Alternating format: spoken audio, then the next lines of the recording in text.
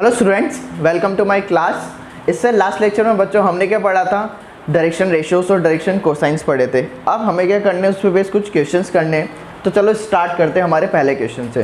तो क्वेश्चन क्या है हमारा कि if alpha beta gamma with angles which align max with positive direction of coordinate axis और कोऑर्डिनेट एक्सिस, देन हमें क्या बताना है, इसके वैल्यू बतानी है। तो इसको किस तरीके से करेंगे हम, देखो हमने जो डायरेक्शन रेशियोस और डायरेक्शन कोसाइन में एक रिलेशन पढ़ा था। क्या रिलेशन था वो? डायरेक्शन कोसाइन में हमने एक रिलेशन पढ़ा था। क्या था वो कि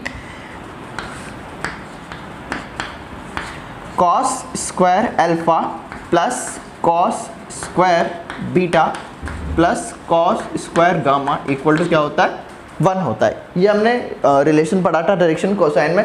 अब मुझे क्या निकालना है यहाँ पे? देखो यहाँ पे क्या साइन है, तो अब यहाँ से कॉस से मैं साइन किस तरीके से क्रिएट कर सकता हूँ? क्या कर सकता हूँ यहाँ पे? इसको क्या लिख सकता हूँ? 1 minus sine square alpha plus 1 minus sine square beta plus 1 minus sine square gamma which is equal to 1। तो यहाँ से मेरे पास कितना आ जाएगा? 1 प्लस 1 प्लस 1 दिस इज 3, और ये 1 यहाँ ले आते हैं, -1 हो जाएगा, इक्वल्स टू कितना आ जाएगा यहाँ से? Sine square alpha plus sine square beta plus sine square gamma. Done. तो यहाँ से कितना आ गया मेरे पास? Sine square alpha plus this is alpha plus sine square beta plus sine square gamma equal to कितना आ गया? 3 माइनस 1 इज 2। तो इसकी वैल्यू मेरे पास कितनी आ गई? 2। तो 2 हमारा क्या हो जाएगा? आंसर हो जाएगा। ऑलराइट, तो ये तो हमारा फर्स्ट क्वेश्चन। एक क्वेश्चन और करके देख लेते हैं। नेक्स्ट क्वेश्चन क्या है बच्चों हमारे पास कि if A B C with the direction angle of a vector, मतलब ए बी सी क्या है? डायरेक्शन एंगल है ऑफ वेक्टर्स, और हमें क्या बोल रखा है? And cos alpha equals to 14/15, cos beta equals to 1/3, then cos gamma is, मतलब हमें क्या बताना है? कॉस गामा की वैल्यू बतानी है। तो अगेन इसमें हम क्या रिलेशन लगाएंगे? हमें क्या पता है कि cos square alpha plus cos square beta plus cos square gamma equal to क्या होता है? 1 होता है। अब देखो मुझे क्या दे रखा है? कॉस अल्फा दे रखा है, तो ऐसे इसका स्क्वायर है तो कितना हो जाएगा? 14/15 का स्क्वायर प्लस कॉस बीटा दे रखा है 1/3, तो यहाँ से कितना हो जाएगा? 1/3 का square plus cos square gamma equals to 1। तो यहाँ से कॉस स्क्वायर गामा कितना आ गया मेरे पास? Cos square gamma equals to 1 minus कितना हो जाएगा? 14/15 का स्क्वायर, दैट मीन्स कि 196/225 माइनस ये कितना हो जाएगा? 1/3, वहाँ जाके इसका स्क्वायर तो कितना हो जाएगा? 1/9। तो यहाँ से मेरे पास कितना आ गया? 1 माइनस 1/9 को क्या लिख सकता हूँ? 8/9 माइनस ये कितना हो जाएगा? 196/225। डन। ये आ गया मेरे पास। ये क्या है? Cos square gamma. मुझे ये निकालना है, कॉस गामा निकालना है। तो यहाँ से कितना आ जाएगा? ये cos square gamma equal to कितना हो जाएगा हमारे पास? एलसीएम ले लेंगे, कितना आ जाएगा? 225। तो यहाँ से कितना हो गया? 15 इंटू 8 दिस इज 200 माइनस 196, तो यहाँ से कितना आ गया? This is 4/225। तो कॉस गामा निकालना है, तो कॉस गामा इक्वल टू कितना हो जाएगा? इसका रूट ले लेंगे विच इज प्लस माइनस 2/15। तो कॉस गामा की वैल्यू हमारे पास कितनी आ गई? Equals two plus minus 2/15। ये हमारा क्या हो जाएगा? आंसर हो जाएगा। ऑलराइट, तो नेक्स्ट क्वेश्चन क्या है बच्चों हमारे पास कि the projection of the line segment joining the points. हमें क्या दे रखे हैं? 2 पॉइंट्स दे रखे हैं। लाइन सेगमेंट को जॉइन करने वाले 2 पॉइंट दे रखे हैं, और क्या बोल रखा है? On the line whose direction ratios are this, हमें ये दे रखा है। अब देखो मुझे क्या निकालना है? प्रोजेक्शन निकालना है। किसका? लाइन सेगमेंट, इस लाइन का प्रोजेक्शन निकालना है। किस पे? इस पे। अब देखो यहाँ से लाइन सेगमेंट, मतलब मुझे 2 पॉइंट दे रखे हैं लाइन सेगमेंट को ज्वाइन करने वाले, तो मैं यहाँ से क्या निकाल सकता हूँ? एक वेक्टर निकाल सकता हूँ। ये हमने पढ़ रखा है कि हम वेक्टर कैसे निकाल सकते हैं। 2 पॉइंट्स को ज्वाइन करने वाला हम क्या करेंगे? इन दोनों को सब्ट्रैक्ट कर देंगे। जैसे मान लो ए पॉइंट है, ये क्या है? -1, 0, 3, और ऐसे बी पॉइंट मुझे क्या दे रखा है? 2, 5, 1। यहाँ से मुझे ए बी वैक्टर निकालना है, तो ए बी वैक्टर कैसे निकालूंगा मैं? 2 माइनस 1 दिस इज 3, इसके साथ क्या लगा दूंगा? आई कैप लगा दूंगा। 5 minus 0 this is 5 J cap, और यहाँ से कितना आ जाएगा? 1 माइनस 3, दैट मीन्स कि -2 के। ये मेरे पास एक ए बी वैक्टर आ गया। अब देखो नेक्स्ट मुझे क्या दे रखा है? डायरेक्शन रेशो दे रखे हैं, मतलब एक लाइन के मुझे डायरेक्शन रेशो दे रखे हैं। अब डायरेक्शन रेशो दे रखे हैं, तो वहाँ से मैं क्या कर सकता हूँ, एक वेक्टर निकाल सकता हूँ। वेक्टर कैसे निकालूंगा, इन जो डायरेक्शन रेशियोज है इनके साथ अगर मैं आई जे के लगा दूंगा तो मेरे पास क्या आ जाएगा, इसमें इस डायरेक्शन में एक वेक्टर आ जाएगा। यही तो हमने पढ़ा था इससे लास्ट लेक्चर में कि डायरेक्शन रेशियो से हम वेक्टर कैसे निकालते हैं, वेक्टर से डायरेक्शन रेशियो कैसे निकालते हैं। तो अब यहाँ से मुझे क्या लिखना है, यहाँ पे एक वेक्टर लिखना है। तो यहाँ से कितना हो जाएगा, ये वेक्टर कोई भी ले लो, which is 6 I cap plus 2 J cap plus 3 K cap. ये ले लिया मैंने वेक्टर, कितना आ गया 6 I cap plus 2 J cap plus 3 K cap. कुछ भी ले लो, लेट सी डी वेक्टर ले लो, कुछ भी ले लो, कोई फर्क नहीं पड़ता उससे। अब देखो मुझे क्या निकालना है, ये जो ए बी वेक्टर है, मतलब ये जो वेक्टर है इसके ऊपर प्रोजेक्शन निकालना है। तो कितना हो जाएगा, यहाँ से प्रोजेक्शन कैसे निकालते हैं हमने अच्छे से पढ़ा था। कितना हो जाएगा यहाँ से 3 आई कैप प्लस 5 जे कैप माइनस 2 के कैप। इन दोनों का तो हम क्या ले लेंगे, डॉट ले लेंगे। 6 I cap plus 2 J cap plus 3 K cap, इस तरीके से। और मैग्नीट्यूड मतलब जो डिनोमिनेटर में जो मैग्नीट्यूड आएगा, किसके मैग्नीट्यूड से डिवाइड करेंगे हम, जिसके ऊपर प्रोजेक्शन ले रहे हैं। किसके ऊपर प्रोजेक्शन ले रहे हैं, इसके ऊपर, तो इसके मैग्नीट्यूड से हम डिवाइड कर देंगे। तो कितना आ जाएगा हमारे पास, √6 का स्क्वायर 36 प्लस 2 का स्क्वायर 4 प्लस 3 का स्क्वायर 9। डन। तो यहाँ से मेरे पास कितना आ गया, इन दोनों का डॉट करेंगे तो 3 × 6 दिस इज 18। उसके बाद क्या है 5 और 2 कितना हो जाएगा 10।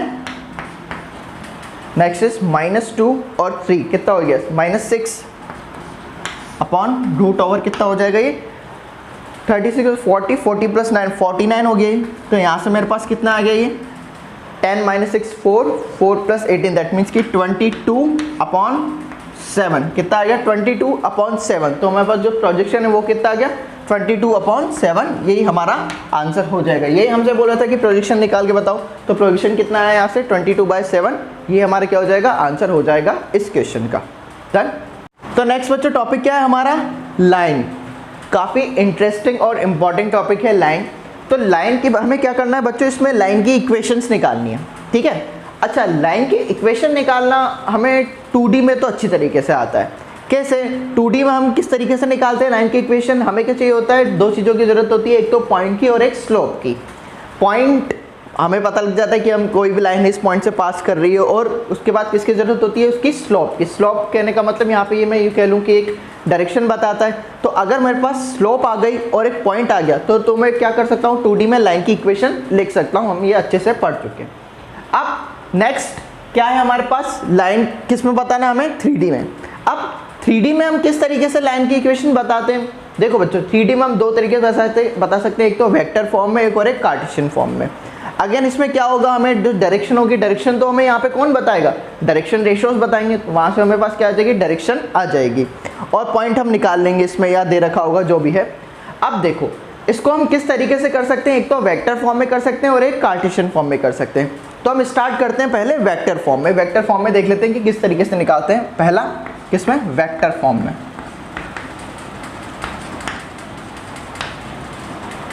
वेक्टर फॉर्म में निकाल लें। इसको आप इस तरीके से देखो कि मुझे जो है एक लाइन सेगमेंट दे रखा है, उसका एक पॉइंट दे रखा है, मतलब एक पॉइंट दे रखा है, वहाँ से एक लाइन सेगमेंट पास हो रही है। ठीक है, मतलब यूँ इसको यूँ लिख लो, passing through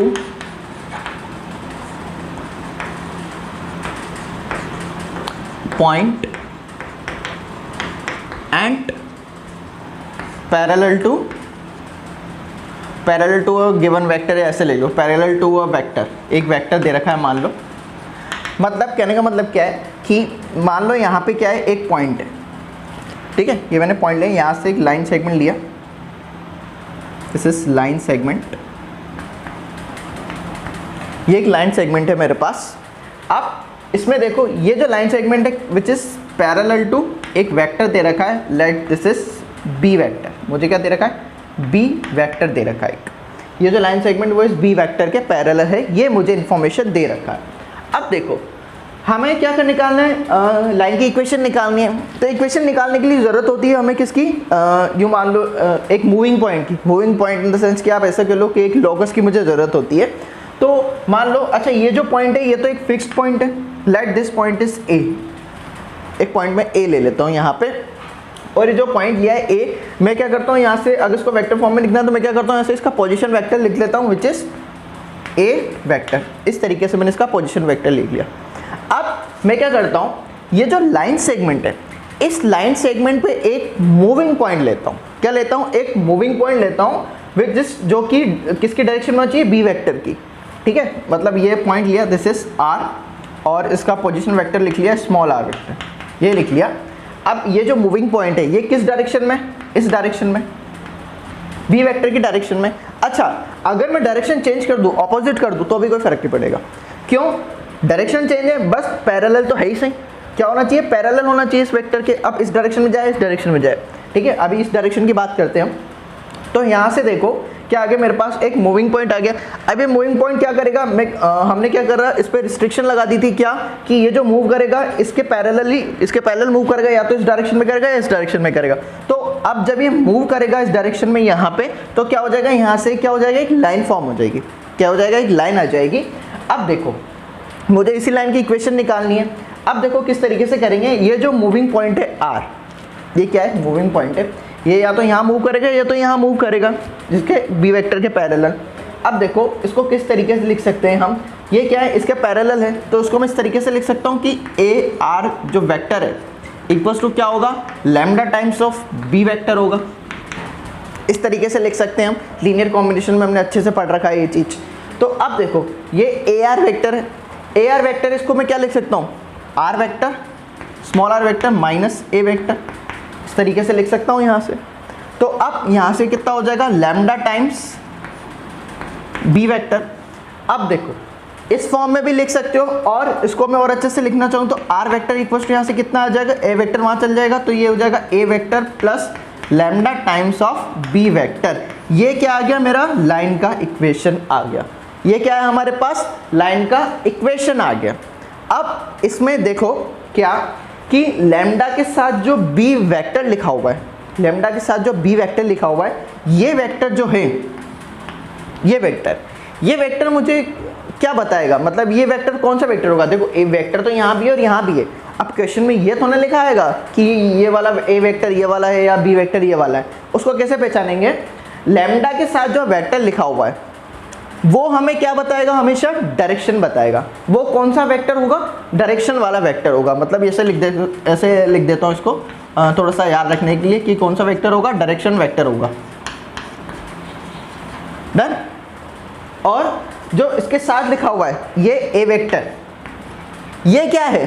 position vector of fixed, इसको इस तरीके से लिख सकते हैं fixed point.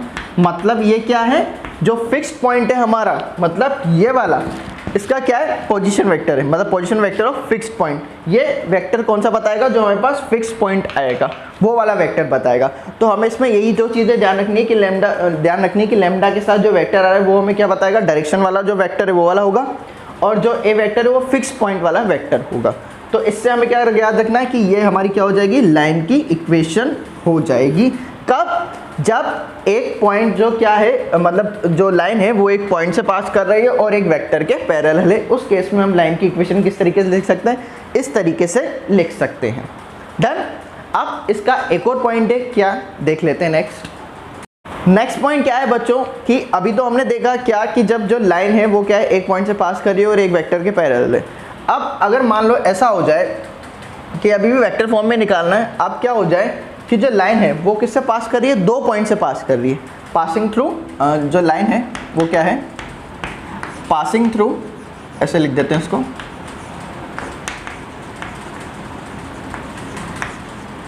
Two points. Passing through two points मतलब कि कुछ इस तरीके से, यहाँ पे एक पॉइंट है और एक यहाँ पे पॉइंट है। Then let this point is A and this point is B। अब देखो बच्चों दोनों केस में क्या डिफरेंस है। जब हमारा फर्स्ट केस था उसमें तो क्या दे रखा था? बी वेक्टर दे रखा था, तो वहाँ से मेरे पास डायरेक्शन आ जा रही थी। अब उसने क्या बोल रखा है? अब उसने डायरेक्शन तो मुझे नहीं दे रखी, मतलब उसके पैरेलल कोई वेक्टर तो दे नहीं रखा। तो अब क्या करेंगे हम इसमें? मेरे पास एक पॉइंट दे रखा है ए और एक दूसरा पॉइंट दे रखा है बी। ये लाइन जो है इन दोनों पॉइंट से पास कर रही है। तो अब इसमें क्या करेंगे? इसमें हम देखो जो हमारा मूविंग पॉइंट था, जैसे हमारे पास लाइन की इक्वेशन आ रही थी, वो मूविंग पॉइंट मैं अभी भी यहीं लूँगा। Let this point is R, और इनके पोजीशन वेक्टर लिख लेता हूँ। दिस इज ए वेक्टर, ये कितना हो जाएगा बी वेक्टर और ये हो जाएगा स्मॉल आर वेक्टर। इस तरीके से मैंने इसको लिख दिया। अब देखो क्या कि अब मुझे क्या करना है कि अगर मैं ए आर वेक्टर लेता हूँ, क्या लेता हूँ, ए आर वेक्टर लेता हूँ, वो क्या हो जाएगा lambda times of A B vector हो जाएगा, बिल्कुल होगा। अब देखो यहाँ से मेरे पास क्या आ रहा है कि ए आर वेक्टर अगर मुझे निकालना है तो यहाँ से कितना हो जाएगा R vector minus A vector, done, equals to lambda times A B vector निकालना है मुझे। क्या निकालना है, ए बी वेक्टर निकालना है। जो बच्चों डायरेक्शन होगी वो कैसे पता लगेगी, जो ए बी वेक्टर इन दोनों को हम सब्ट्रैक्ट करेंगे, मतलब यहाँ की जो पॉइंट्स आएंगे, मतलब ये वाले और ये वाले, इन दोनों को सब्ट्रैक्ट करने के बाद जो हमारे पास डायरेक्शन आएगी वो ये ए बी डायरेक्शन हो जाएगी, ठीक है। तो यहाँ से कितना आ जाएगा, ये B vector minus A vector कितना हो जाएगा, B vector minus A vector. अब देखो यहाँ से कितना हो गया, R vector equals to A vector plus lambda times of B vector minus A vector. अब जब हमें अगर 2 पॉइंट्स दे रखे होते हैं, मतलब जो लाइन है वो 2 पॉइंट से पास कर रही होती है, तो उस केस में हम इक्वेशन मतलब जो लाइन है उसकी इक्वेशन किस तरीके से लिखेंगे, इस तरीके से लिखेंगे। हम क्या करेंगे, एक जो फिक्स पॉइंट होगा वो यहाँ पे ले लेंगे उसका वेक्टर, और जो डायरेक्शन होगा वो कहाँ से आ जाएगी, इन दोनों वेक्टर को सब्ट्रैक्ट कर लेंगे, B vector minus A vector, यहाँ से हमें डायरेक्शन मिल जाएगी और यहाँ से एक फिक्स पॉइंट मिल जाएगा। तो इस तरीके से हम क्या कर सकते हैं, इक्वेशन लिख सकते हैं किसकी, लाइन की। अब देखो कई बच्चों को डाउट आ रहा होगा या कई बच्चों के मन में सवाल भी होगा कि सर यहाँ पे जैसे ए वेक्टर लिया है, फिक्स पॉइंट हमने क्या लिया, ए वेक्टर लिया, अब फिक्स पॉइंट यहाँ पे बी भी तो है, क्योंकि जो लाइन है वो ए से भी पास कर रही है और बी से भी पास कर रही है। अब फिक्स पॉइंट ए ले लिया आपने, अगर इसकी जगह बी लेंगे तो क्या क्या होगा, उससे कोई फर्क नहीं पड़ेगा बच्चों। अगर बी वेक्टर भी लेते हो तो भी हमारा आंसर करेक्ट ही आएगा। तो इसको मैं और क्या लिख सकता हूँ कि आर वेक्टर बराबर B vector plus lambda times B vector minus A vector. इस तरीके से हम क्या करेंगे, लाइन की इक्वेशन लिख देंगे। इस तरीके से लिखो या इस तरीके से लिखो, दोनों से आंसर 100% आएगा, ठीक है। तो ये क्या हो गया, हमारी लाइन की इक्वेशन होगी कब, जब लाइन 2 पॉइंट से पास कर रही है तब, डन।